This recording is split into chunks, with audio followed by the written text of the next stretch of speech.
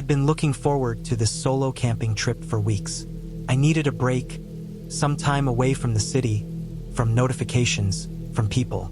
I drove into a valley I had never explored before, somewhere remote, quiet, and entirely without cell service. The kind of place where the only sounds were wind in the trees, water trickling in the river, and your own footsteps echoing in the hills. I had spent the afternoon hiking a trail, soaking in the scenery, letting the isolation settle in. The valley was beautiful, more so than I expected. Steep slopes covered in dense forest, a river cutting through the middle, and occasional open meadows that caught the golden afternoon light. I had planned to camp deep in the woods, but as dusk approached, I realized I was farther from my intended spot than I thought. On my way back, I ran into a local guy. He was friendly, told me a bit about the area, and pointed me toward a small hidden campsite near the road and the river. It was camouflaged well. Trees, brush, and some uneven terrain made it almost invisible from the road. I thanked him and hurried down the path, hoping to make it before dark. By the time I got there, the sun was dipping below the hills, casting long shadows across the river. I unloaded my gear, stacked firewood, and got a small fire going. I had brought a few beers and my phone, mostly for the comedy podcast I like to listen to while I relaxed. I could hear the static crackle of the fire and the faint laughter from the podcast, and I drank in the silence of the valley around me. Because it was already dark, I decided to sleep in the back of my truck under the topper, surrounded by my gear, instead of setting up a tent. I figured it would be easier, warmer, and safer than fumbling with tent poles in the dark. I stacked my sleeping bag and blankets in the truck bed, left the fire smoldering a little, and drifted off to sleep with the soft glow of the flames outside. The night was quiet, almost unnaturally so. Every now and then, I would hear the rustle of wildlife in the underbrush, the faint splash of water from the river, or the distant call of an owl. I had no idea that someone or something might be observing me. I assumed I was alone, and that assumption would prove almost fatal. Morning came slowly. I woke to the pale light filtering through the trees, the smell of smoke and damp earth, and the quiet gurgle of the river. I started the fire, cracked a beer, and began making breakfast. Everything felt normal at first. The calm river, the chirping birds, the soft warmth of the sun creeping over the hills. I took a deep breath and leaned back, enjoying the solitude. Then I noticed him. At the edge of my campsite, a man was standing just beyond the perimeter of the firelight. At first, I thought he was another camper who had arrived early, but as I watched, I realized this was no ordinary person. He had a long, ragged beard, wild hair, and his clothes were covered in what looked like hundreds of plastic grocery bags, tied haphazardly all over him. He didn't look at me. He didn't even flinch when I moved closer to the fire. He just paced slowly, silently, like a shadow attached to the forest. I tried to speak casually, comment on the weather, even offered him breakfast. Nothing. He didn't respond, didn't look at me, didn't acknowledge my presence in any way. I offered a beer, thinking maybe he was hungry or thirsty, but he just turned slightly, pacing along the edge of my campsite again, never making eye contact. A cold chill ran down my spine. Something about the way he moved, the way he ignored me, felt wrong. I realized this wasn't a friendly encounter, wasn't someone just passing through. He had been there for hours, maybe even overnight, and I hadn't noticed him. The thought that he could have been watching me while I slept made my stomach tighten with dread. I kept my bear spray and my buck knife close. Every step he took, I tracked him carefully. I tried to gauge his behavior, looking for any sign of aggression, but there was none, at least not yet. His presence alone was enough to make my mind race. My heart was hammering, and I felt that primal mix of fear and adrenaline, the kind that makes you hyper-aware of every sound. The crackling of my fire, the rustling leaves, the distant river. Finally, I decided I had to assert myself. I couldn't let him wander around like this, not acknowledging me, not responding to any attempt at communication. I gave him an ultimatum in the strongest voice I could manage. "Motherfucker, you are either going to acknowledge me or leave immediately." He ignored me. I took a few careful steps toward him, holding the bear spray at the ready. Every nerve in my body screamed at me to act, to protect myself, to make sure he understood I was not defenseless. The man moved slowly, almost reluctantly, back into the shadows, his pace deliberate, never looking back. Relief flooded through me, but I didn't celebrate. I knew better than to relax too quickly. I didn't stick around. I threw all my gear into the truck, grabbed my food and remaining firewood, and left that campsite immediately. My hands were shaking as I started the engine, my mind still replaying the image of that man. The hundreds of plastic bags, the wild beard, his slow, silent movements around my camp.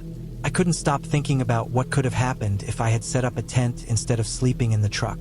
The thought of him being able to watch me through a thin tent wall made my skin crawl. Driving away, I felt a mix of relief and lingering tension. The valley was beautiful, the morning sun glinting off the river, but the experience had changed everything. Solitude suddenly felt vulnerable. Nature, which had been peaceful the night before, now seemed unpredictable and potentially dangerous, not because of animals, but because of people. I didn't know who that man was, what he had been doing in that area, or how long he had been watching. All I knew was that my decision to sleep in the truck likely saved me from a confrontation I wasn't prepared for. I learned that day that isolation can be deceptive. You can be careful, prepared, experienced, but some dangers are invisible until they're right in front of you. By the time I finally found a spot with cell service, I pulled over and sat for a long while, just breathing. I called a friend and explained what had happened, still shaking.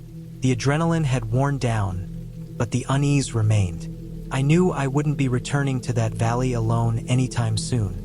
The image of him pacing around the perimeter of my camp stayed with me for weeks. Silent, untouchable, and completely oblivious to the fear he was causing. That trip ended with me grateful for my own precautions, cautious about how easily things could have gone wrong, and acutely aware of the thin line between safety and danger when camping in remote areas. I left with a newfound respect for solitude, but also a deep understanding that preparedness isn't just about bears or snakes or the weather. It's about human unpredictability as well. Some risks you can't train for. You can only hope to avoid them, and even then, luck plays a role in survival. About 10 years ago, I went camping at Ginny Springs in Florida. I had been there a few times before, mostly during the day, swimming in the crystal clear springs, exploring the trails, and just enjoying the quiet of nature. This time, I decided to stay overnight, pitch my tent, and experience the camping side of it. I drove in late afternoon, carrying a small pack, my tent, sleeping bag, and some food. The campground wasn't crowded that night. A few families and small groups of friends were scattered around the loops. I found a decent spot under some tall pine trees. It seemed perfect. Flat ground, near the edge of the spring, and enough space to set up my tent without feeling cramped. I spent the evening like any normal camping night. I built a small fire, cooked some food in a pan over the flames, and just sat there staring at the water. The air was warm but had that damp Florida feel, slightly sticky, with the faint smell of pine and wet soil. Around sunset, the sky turned this soft orange and pink, the kind of sky that makes you feel like time slows down. I didn't hear much else beyond the usual. Frogs croaking near the water, a few distant owls, the occasional splash from the spring. After it got dark, I crawled into my tent, zipped it up, and tried to sleep. I had my headlamp and my phone by my side, mostly for light and safety. About an hour into lying there, I heard it. A loud, thunderous crack that felt like it shook the ground a little. It was exactly the sound you hear in movies when a huge tree falls. I froze for a moment. My heart skipped a beat. I thought about it for a second, then shook it off, telling myself it was probably just another tree breaking, which happens sometimes in the wind or with old branches. I wasn't too worried. After all, the trees in Florida can be big, but the ground was flat and dry, so the chance of anything actually hitting a tent seemed low. I rolled over and tried to sleep again. 10 minutes passed. Then, I started hearing voices outside my tent. Not just a few people talking quietly. It was a crowd, the kind of noise you get when multiple people suddenly realize something serious has happened. I could hear frantic steps crunching the leaves, shouts, someone sobbing. My stomach dropped. I unzipped my tent and stepped out slowly, trying to figure out what was going on. That's when I saw it. A massive pine tree had fallen just a short distance from where I was camping. I could see the branches spread wide, broken limbs sticking up in the air. It looked enormous, and there, under the shattered canopy, was someone's tent, flattened like it had been pressed under a giant weight. My heart nearly stopped.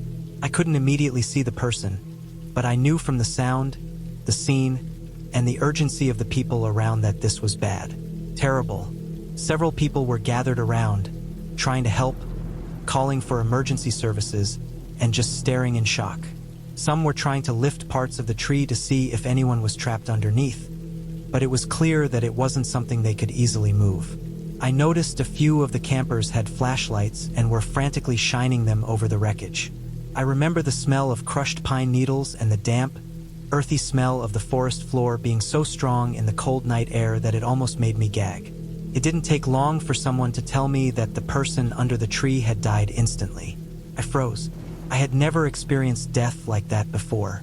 Seeing it happen up close, even indirectly, was a weight that just pressed into my chest.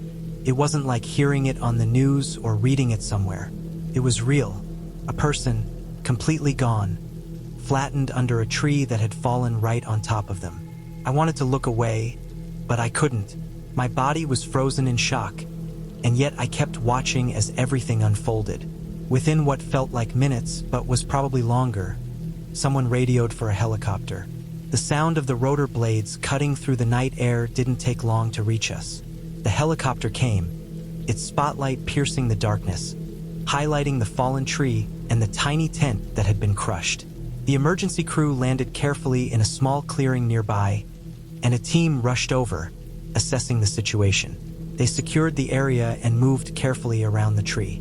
It was surreal seeing the professionals work with such urgency, so methodical and precise. Yet everything around them was chaos and devastation. I remember standing there, hands trembling, watching as they slowly and carefully lifted pieces of the tree to finally reach the body. Even at a distance, it was clear that the person was gone. They worked efficiently but with a kind of quiet respect that was almost eerie in the middle of the night.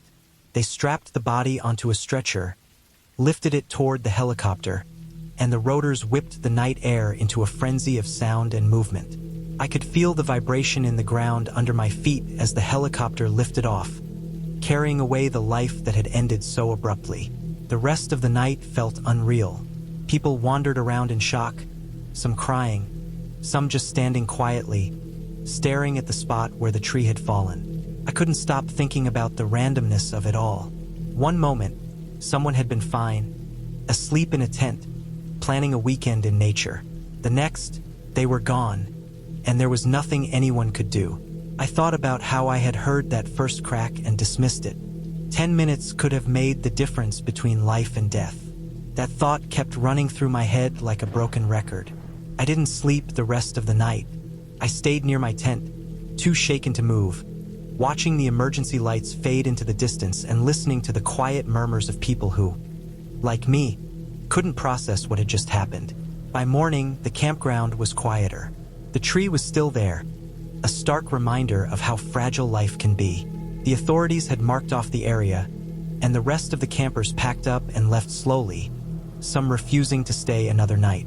I spent the day trying to distract myself, walking along the spring, staring at the water, but everything felt hollow. The normal beauty of the forest couldn't mask the terror of what I had seen. That trip left a mark on me that I didn't fully realize until years later. Every time I hear the sound of a cracking tree, every time I see tall pines swaying in the wind, I think about that night, about how sudden and irreversible something as simple as a falling tree can be. I eventually packed up and left that afternoon, feeling a mix of relief and guilt for surviving when someone else hadn't. I told myself it wasn't my fault. It was nature, unpredictable and uncontrollable.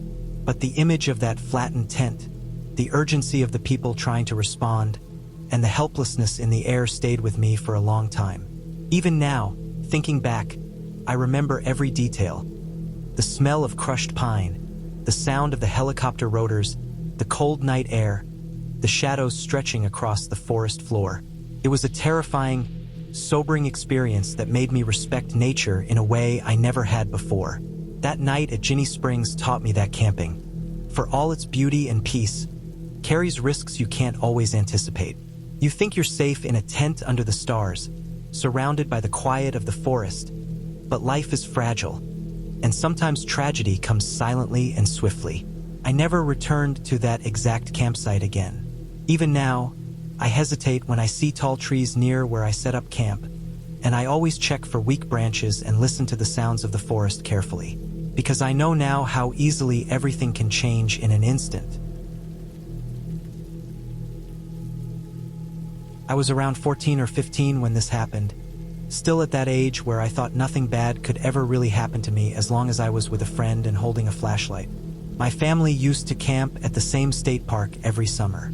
It wasn't anything special, just a mix of pine woods, dirt trails, an old lake, and a campground that always smelled like smoke and bug spray. But back then it felt like the whole world. Every night after dinner, after the adults got lost in their own conversations, my friend and I would leave the campground and disappear into the trees. We called it the ritual. It made us feel older than we were, like we had some private adventure that only we understood. We didn't do anything exciting. Mostly we'd walk, kicking through dry leaves, shining our small flashlights up at the branches, trying to see if we could find owls or raccoons. Some nights we'd turn off the flashlights and try to move through the dark without tripping. It made us feel brave. The woods were different with the lights off. Every sound became sharp. Every shadow looked thicker. But we kept doing it night after night until it felt normal. Most nights we stayed close to the campground, maybe a 5-minute walk in. We could still see the glow of campfires through the trees, and the distant hum of people talking made the woods feel safer. But that night we decided to go deeper. I don't know why. Maybe we were bored. Maybe we were trying to prove something to ourselves. The woods felt extra quiet that night, and the air had that cold bite that settles in after the sun drops. The kind of air that makes you hear your own breathing. We walked farther than we ever had before.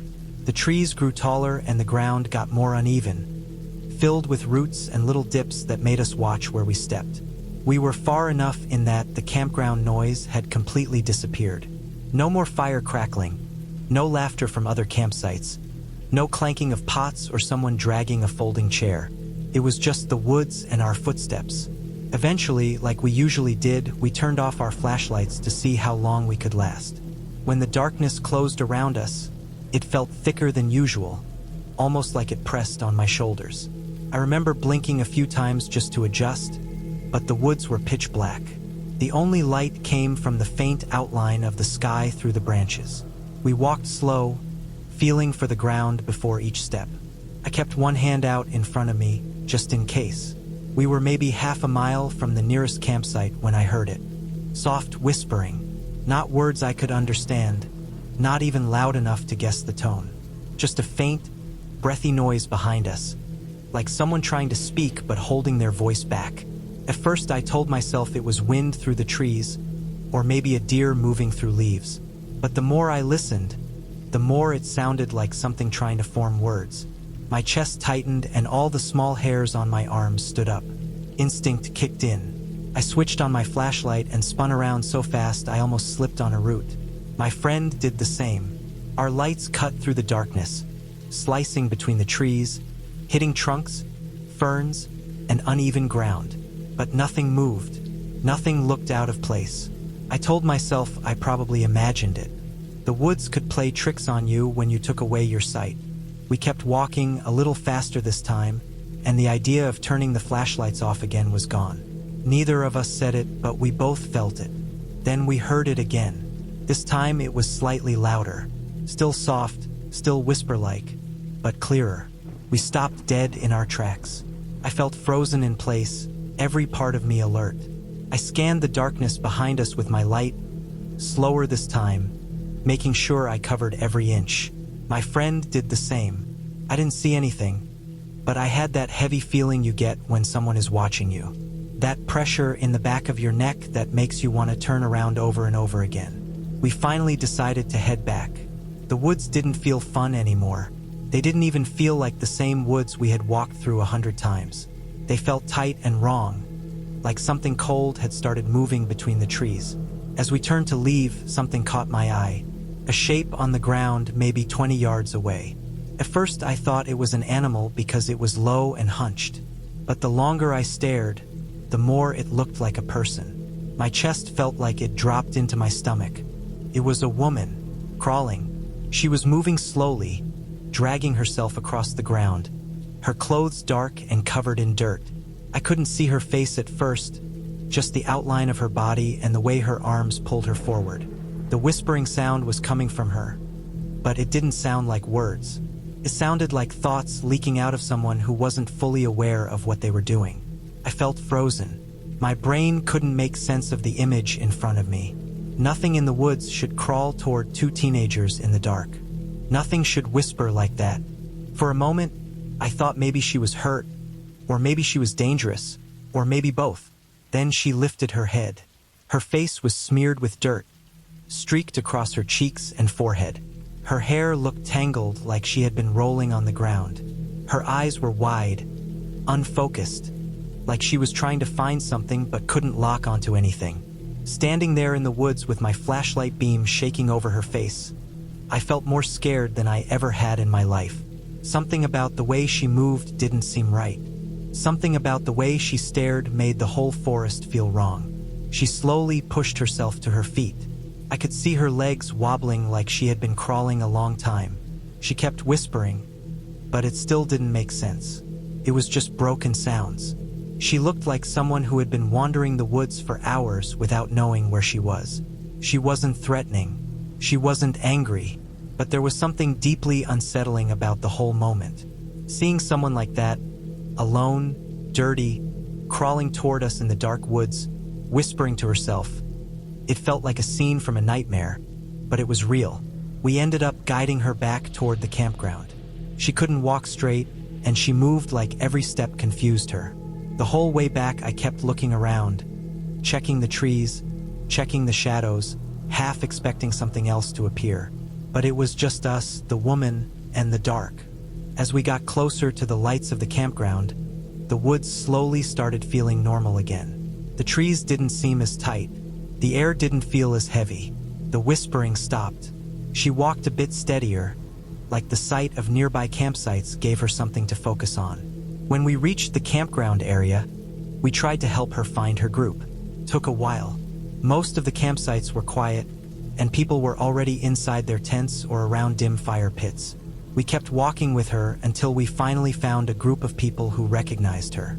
They hadn't even noticed she was missing. She had just tried to find a bathroom and wandered into the woods in the wrong direction. She was extremely drunk, maybe high too, and had ended up deeper in the forest than she realized. The relief I felt when her group came over to get her was something I can still remember in my chest. She wasn't dangerous. She wasn't some creature or anything like that. She was just a person who got lost in a place that becomes terrifying the moment you lose control of your surroundings. That night changed how I looked at the woods. Before that, they were just a dark place we walked through for fun. After that, I understood how quickly things could go wrong. How easy it is to get turned around, to panic, to lose your sense of direction. And how sometimes the scariest things in the woods aren't animals or shadows or strange noises. Sometimes it's just another human being who wandered too far and lost themselves in the dark. Looking back now, I realize how lucky she was. If we hadn't walked that far into the woods that night, she would have stayed there crawling and whispering for who knows how long. The temperature dropped that night. She wasn't dressed for the cold. She wasn't thinking clearly. She could have ended up miles away from any trail, deeper and deeper into the forest, until morning came and nobody knew where to even start looking. The thing that still sits with me is how quiet everything was before we heard her. No crunching leaves, no branches breaking, no breathing, just that soft whispering out of nowhere in the middle of a huge dark forest. Sometimes I think about how long she had been out there, how many times she might have crawled close to a trail, whispering to herself, hoping someone would hear her. Even now, years later, whenever I camp, I never walk the woods in the dark without a light on. The darkness isn't a game anymore. That night taught me that you never really know who else might be out there. stumbling around, lost, scared, whispering things you can't quite understand until your flashlight finally lands on them. And sometimes the fear you feel doesn't come from danger. It comes from the realization that the only thing separating safety and disaster is a few wrong steps in the dark. I've always liked camping alone. There's something about the silence of the bush, the way the trees shift in the wind, and the tiny rustles of animals moving through the undergrowth that makes me feel alive. It's peaceful, but it's a different kind of peace. You have to earn it by being alert, by paying attention. That night, I thought I was prepared. I had a small, secluded site picked out, far off the road, surrounded by thick bushland. The ground was covered in dry leaves, twigs, and scattered bark. It wasn't a spot that people stumbled across by accident, which was exactly what I wanted. I arrived in the late afternoon, carrying my pack with the essentials: a tent, sleeping bag, a small camping stove, and some food. The sun was already dipping behind the trees when I found the small clearing.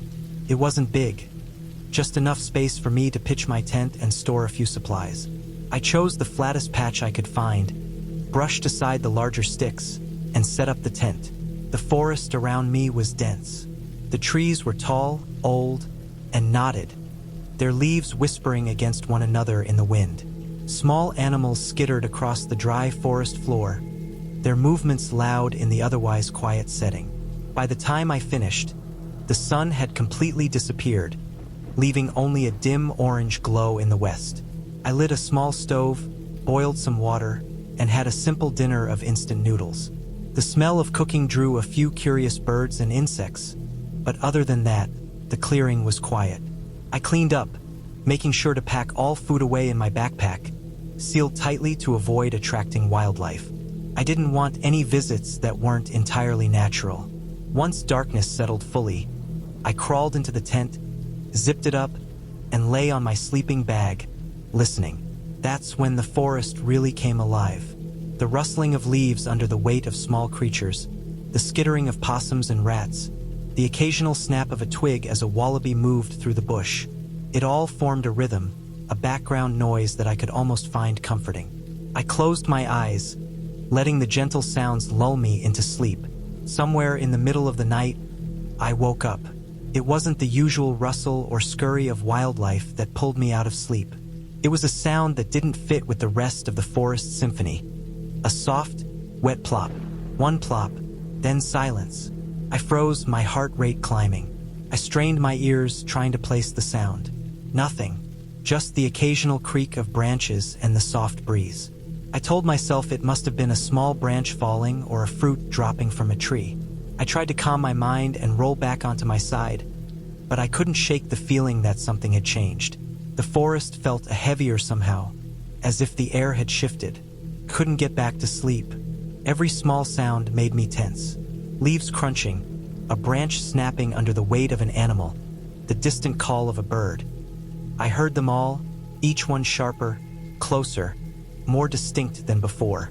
I stayed awake, staring at the tent's mesh window, listening. That's when I heard it again. Not a plop this time. More like a faint shuffle, soft, deliberate, too slow to be a wallaby or bird. It didn't last long.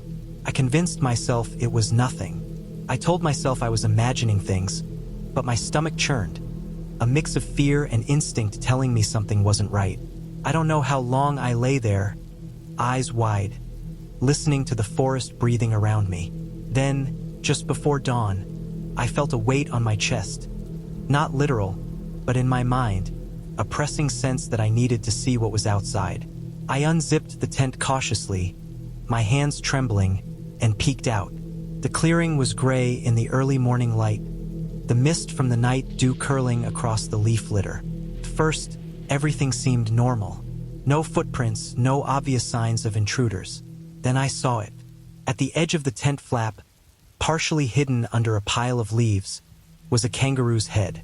Its eyes were wide open, frozen in a blank stare, its fur matted with blood around the neck where it had been severed. I immediately recognized that it hadn't been there when I pitched the tent. I hadn't seen any kangaroo in the area that could have been attacked. and the clearing was so isolated that it was impossible for someone to have placed it there without me noticing. My stomach dropped. I had no explanation. There were no other signs of disturbance. No footprints, no drag marks, no weapons. Just the head, sitting unnaturally still, like some macabre message left for me to find. I don't know why my first thought wasn't to call someone. Maybe it was the shock. Maybe it was the raw, primal fear that gripped me. I packed my tent in record time, keeping my eyes on every shadow and movement in the forest. My hands were shaking so badly that I had to force myself to hold the tent poles steady. The forest seemed louder now, every crack and rustle amplified, every bird call or insect scrape sending my heart into my throat. By the time I slung my pack over my shoulder and started walking down the narrow track to the car, my mind was racing. I replayed every detail in my head. There had been no people around, no evidence anyone had been there, no indication of a predator capable of such a precise act. Just the sound of that single plop the night before, followed by nothing. It didn't make sense. I didn't stop to look back, even when I felt eyes on me, real or imagined. The only thing I knew was that I needed to leave. I reached my car, started the engine, and drove off without even thinking about breakfast or water. The forest slowly receded behind me, but the memory of that head stayed with me. I didn't tell anyone where I had been. Not because I was ashamed, but because I didn't want to hear anyone try to rationalize it. There was no rational explanation. I couldn't explain it, and I knew I never would. Even now, months later, I replay that night in my mind whenever I go camping. I can still hear the crunch of leaves under the weight of unseen feet, the soft shuffle in the darkness, and the wet plop that woke me up. I never camped in that area again. I stick to more popular sites now, the kind with other people around, even if I don't see them. I don't care about the peace and solitude that drew me there before. Some things are just too unpredictable, too raw to risk again. And that kangaroo's head, I'll never forget it. Back in high school, a few friends and I decided to go camping in the mountains. We weren't the kind of kids who just drove up to a campsite with bathrooms and a ranger nearby. No, we wanted to go deep into the woods, far enough that the nearest road was just a faint line on the map. We planned a long hike in the afternoon and aimed to make camp before nightfall. The hike itself was brutal. The trail wound up steep inclines, over loose rocks and tangled roots, and through patches of dense brush. By the time we reached a small clearing that we picked for our campsite, our legs were shaking, our backs sore, and sweat dripping down our faces. The clearing was modest, maybe 50 feet across, surrounded by towering pines and thick underbrush. There was no river nearby, just the faint sound of the wind rustling through the treetops. We dropped our packs, let out heavy groans, and collapsed into the tent spots we claimed. Setting up tents was slow because we were exhausted. By the time the tents were pitched, the sun was low, bleeding orange and red across the horizon. The shadows of the trees stretched across the forest floor like long fingers, and the temperature was dropping fast. We started a small fire, mostly just to warm ourselves and boil some water. Dinner was instant noodles and granola bars, nothing fancy, but enough to keep our energy up.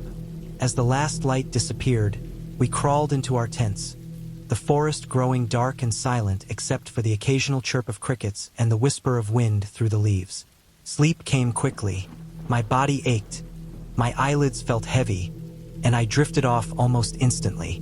I don't know how long I slept, but at some point in the middle of the night, I woke up. At first, I thought it was the usual sounds of the forest. A branch snapping somewhere, the scurry of a small animal, the soft rustle of leaves. But then I heard something different. It was a soft crunch at first, like twigs breaking under weight, right outside my tent. Then another and another. The sounds weren't random. They had a rhythm to them, deliberate, almost like someone or something was moving slowly around the tent.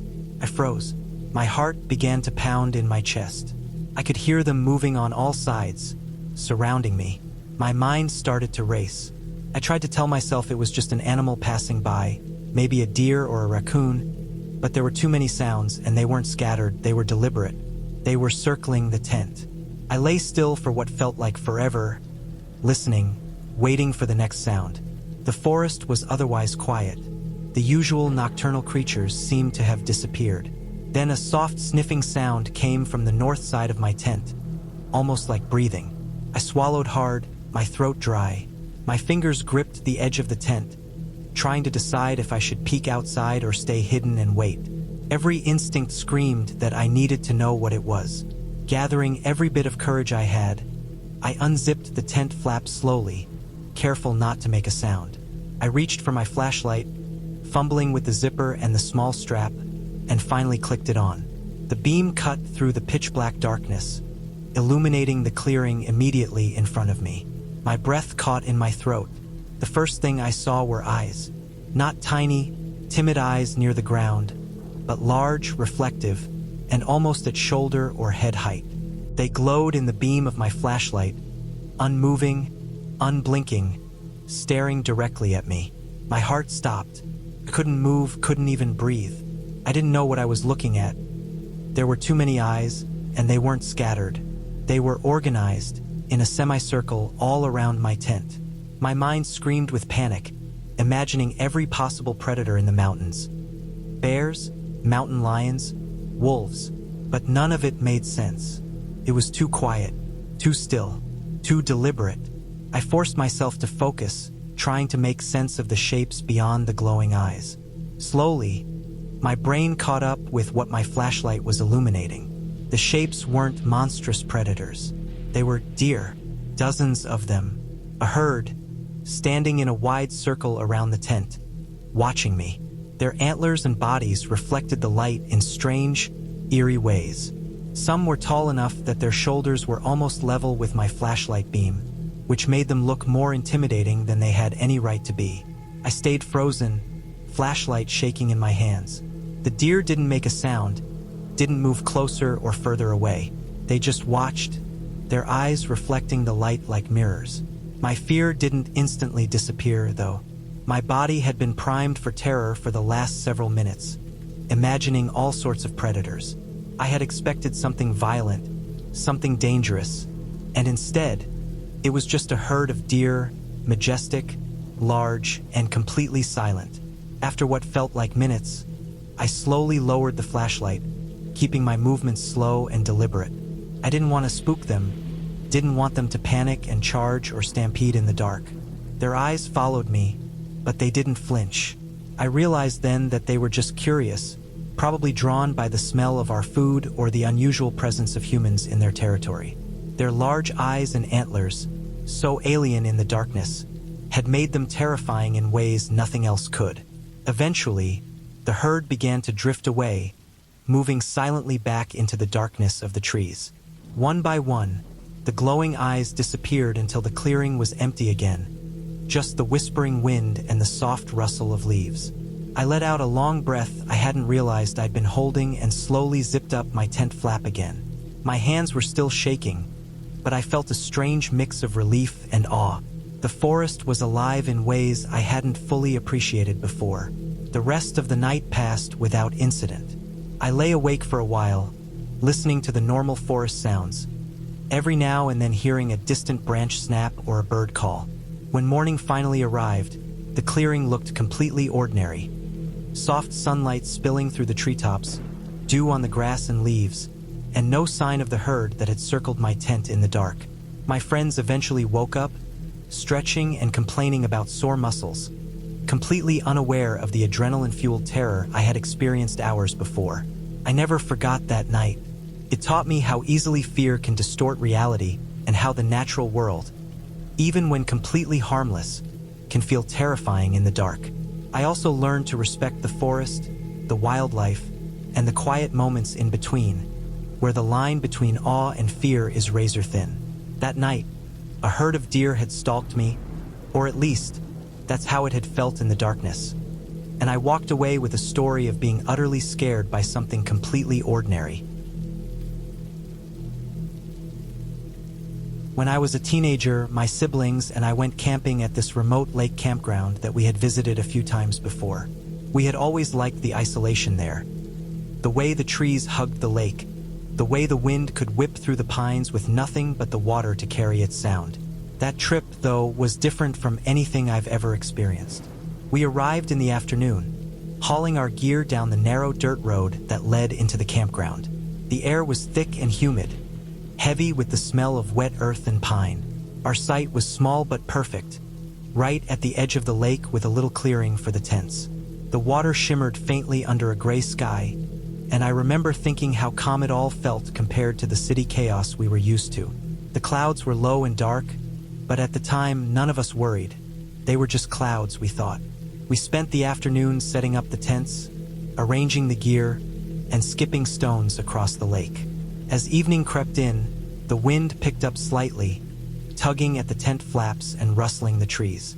The clouds darkened faster than usual, a rolling mass that seemed to stretch endlessly in every direction. By the time we had cooked dinner over the small camping stove, the first fat drops of rain began to hit the leaves, hitting the tent's nylon with sharp, irregular patters. It didn't take long for the storm to escalate. At first, it was just the occasional distant rumble of thunder, but then it began in earnest. Sharp, relentless lightning cracking across the sky, slamming into the lake and igniting the clouds with brilliant white flashes. Every bolt seemed to linger a little too long, crawling across the sky as if the storm wanted to show its full power. The wind rose with alarming speed, bending the trees almost to breaking, and the roar of the storm, part wind, part rain, part thunder, filled every inch of the clearing. I was in the tent when I first realized how strong it had become. The flaps were whipping violently, and the ground beneath us seemed to tremble with each gust. I could hear the other siblings struggling in their tents, the zippers rattling and the canvas snapping in the wind. Every flash of lightning revealed a chaotic dance of rain slanting sideways, water pouring across the forest floor in thin sheets. My stomach turned as I realized that if we stayed in the tent, it might not hold. The wind was so strong that the entire tent lifted slightly with each gust, snapping the stakes from the ground and tugging at the seams. We knew immediately we had to abandon the tents. There was no arguing, no hesitation, just an urgent, instinctive rush to grab what we could and run. We dashed through the sheets of rain, our shoes slipping on the mud and rocks, and made it to the car, soaked to the bone. The storm had grown so violent that even sitting inside the car wasn't completely safe. The metal body shook under the force of the wind, and the windshield wipers struggled to keep up with the sideways torrents of water. Through the windows, we watched in horrified fascination as our tents, the ones we had worked so hard to set up, were ripped from the ground. One of them caught on a small tree near the edge of the clearing, the canvas wrapping around the trunk and flapping like a sail in a gale. It collapsed and rebounded repeatedly, a chaotic tangle of fabric and poles, and the other tent was shredded, half of it lifting into the air with a gust and slamming into the mud. I had never seen anything so violent. The storm was a living thing, and our campsite was nothing more than an obstacle for its fury. The car shook so badly that I started to panic. Each gust sounded like a freight train crashing into the lake, and every crack of lightning illuminated the absolute chaos outside. Branches snapped from the trees, thumping into the ground and sometimes into the lake, sending splashes of water in every direction. The roar of the wind, the constant flashes of lightning, the endless rumble of thunder. It was a wall of noise and light, relentless and inescapable. We decided we couldn't stay there. We had to leave before something hit the car directly or a tree fell on us. With the wipers scraping against the windshield and the rain hammering the roof, we drove as fast as we could along the slick, muddy road, the tires slipping slightly with each turn. Visibility was almost zero, the headlights barely cutting through the sheets of rain and mist. We didn't know where to go at first, but I suggested my grandpa's house, about 20 minutes away and far enough inland to avoid the worst of the storm. Every second on the road felt dangerous. I could feel the car lift slightly in the gusts, almost as if the wind itself was trying to push us off the road. Finally, we reached the safety of my grandpa's house. The moment we were inside, shut the doors, and turned off the headlights, the difference was staggering. The storm still roared outside, but at least we were behind solid walls. We spent the rest of the night watching the lightning flicker across the sky, listening to the relentless, terrifying power of the storm as it tore through the campground we had abandoned. The sheer force of it, the way the wind could twist tents into wreckage and shake the earth under our feet, was unlike anything I had ever experienced. The next morning, we returned to the campground. The devastation was clear. Trees had fallen across roads, blocking paths, and parts of the campground were closed off. I learned later that a small tornado had passed through sometime during the night, though we couldn't tell if it happened before or after our frantic evacuation. The lake had risen slightly, branches littered the shore, and the earth was soft and churned from the storm. Our campsite was a mess. Twisted metal tent poles, shredded canvas, and mud everywhere. I couldn't find my sleeping bag anywhere. It must have been carried off by the wind or lodged in a tree somewhere. Cleaning up the wreckage was exhausting. We hauled debris, repacked what remained of our gear, and eventually left the campground. The storm had left its mark, and I couldn't shake the memory of how close we had been to being trapped in the midst of it. I've never seen weather like that before or since. The combination of wind, lightning, rain, and sheer noise was overwhelming. It wasn't just a storm. It was a demonstration of nature's raw, terrifying power. Even years later, whenever I think about that night, I can remember the wind howling, the tents flapping and collapsing, the blinding lightning, and the endless roar that seemed to shake the world itself. It was one of those moments where you realize how small and vulnerable you are, how quickly things you take for granted, like a tent or a campsite, can be obliterated by forces far beyond your control. And I still haven't found that sleeping bag. That night changed the way I view storms and camping forever. I learned to respect the power of nature, to never underestimate the potential danger, and to always have a solid evacuation plan. Some memories of fear are fleeting, but that storm, that night of chaos and sheer adrenaline, is burned into my mind forever. My parents still tell the story of one trip like it happened yesterday, even though it was years ago. They went on a canoe trip deep into the wilderness of northern Saskatchewan, a place so remote that civilization was nothing more than a memory. The kind of place where the only sounds are the wind in the trees, the slap of water against the canoe, and the occasional call of a distant bird. They had planned it for weeks, mapping out lakes, portages, and small inlets where they could camp, eat, and fish, completely isolated from the rest of the world. The trip had been going smoothly. Each night they would set up a small tent in a clearing near the lake, pitch it as close to the shore as possible, and cook simple meals over a small camp stove. The air smelled like wet pine and fresh water, and the only light came from the fading sun or the reflection off the lake. Everything was quiet, peaceful, and completely untouched by humans. My parents loved it. There was something restorative about being so utterly alone. One morning, they woke to the faint sounds of nature stirring, the soft chirp of birds, the distant splash of fish, and the rustle of leaves in the gentle wind. They were still half asleep, wrapped in the warmth of the sleeping bags inside their small tent. My dad was the first to stir. He opened one eye, yawning and stretching, and then he noticed a noise. It was subtle at first, but persistent, a rustling right outside the tent. The sound was heavy, deliberate, and unnervingly close, as if something large was moving directly beside them. My dad froze, trying to make sense of it.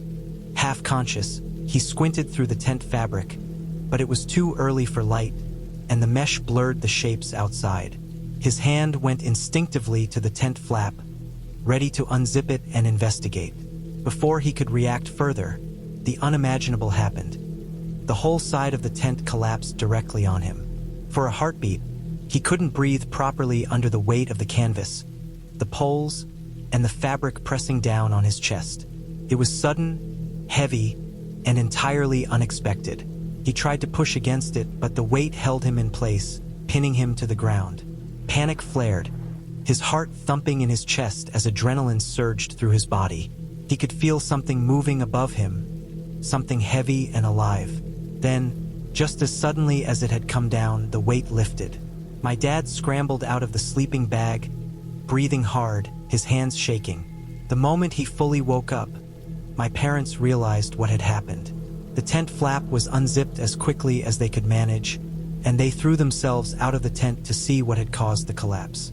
Standing only about 10 feet away was a black bear, its fur glossy and dark, muscles tense, and eyes wide with what looked like a mixture of confusion and concern. It was staring at the tent, clearly caught off guard by its own clumsiness. Behind the tent, the underbrush was trampled and bent, evidence of the bear foraging through the bushes, probably searching for food. Somehow, in its exploration, it had leaned too far, lost its balance, and toppled partially onto the tent. My parents stayed as calm as they could, but fear ran high. The bear was large, easily the size of a small car from nose to rump, and it was only a few feet away.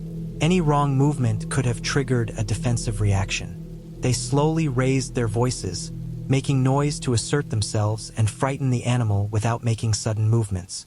The bear flinched, its ears swiveling back.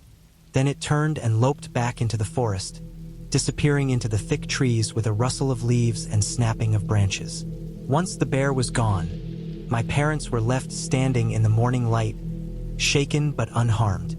They looked back at the tent, which was now sagging and twisted from the bear's weight. Poles were bent, the fabric stretched and wrinkled, and the ground beneath was flattened in odd angles where the bear had landed. They assessed the damage carefully, relieved that nothing had pierced the tent or caused injury. After catching their breath, they pieced together the event in their minds. The bear had been foraging just behind the tent, probably searching for berries, insects, or small animals hidden in the brush. It had leaned too far, lost its balance, and toppled over the side of the tent. The rustling that woke my dad had been the bear moving through the branches. The initial collapse of the tent, its moment of confusion and surprise. In retrospect, it was almost comical. The bear seemed as shocked as they were, but at the time it had been terrifying. They spent the rest of the morning carefully checking the campsite, making sure no other wildlife was lurking too close. My parents repaired what they could on the tent, securing it tightly to prevent another collapse, and took extra precautions with food storage, hanging supplies high in trees and away from the main campsite. The incident left them more alert than they had been the entire trip, hyper-aware of every sound, movement, and shadow around them. Even the rustle of leaves or the snap of a twig carried new weight. That trip became one of their most memorable, retold countless times with the same mix of fear and humor. My dad likes to exaggerate a little when he tells it, emphasizing how he got sat on by a bear, and every time it draws nervous laughter. But the truth is, it was a serious encounter. They could have been hurt if the bear had reacted differently or if the collapse had caused the poles to puncture the tent. It was a stark reminder of how quickly the wilderness can assert its dominance, how sudden encounters with wildlife can become frighteningly real, and how fortunate they were to have come out unharmed. By the end of the trip, my parents had a newfound respect for bears and all the other creatures of the northern forests. They understood that the wilderness is unpredictable, that even the most routine activity, setting up a tent, for example, can turn into a dangerous moment if you're not alert. They also carried the story home as a badge of experience, proof that nature is as beautiful as it is formidable. Even today, my dad still tells people, with a mix of pride and disbelief, that he has been sat on by a bear. It's a story that reminds him, and everyone who hears it, of the power of the wild, the need for respect in remote places, and the fact that even the most prepared campers can find themselves caught in moments that are entirely beyond their control. They learned that day that no matter how far out into nowhere you go, the world around you is alive, and sometimes it's closer and heavier than you think.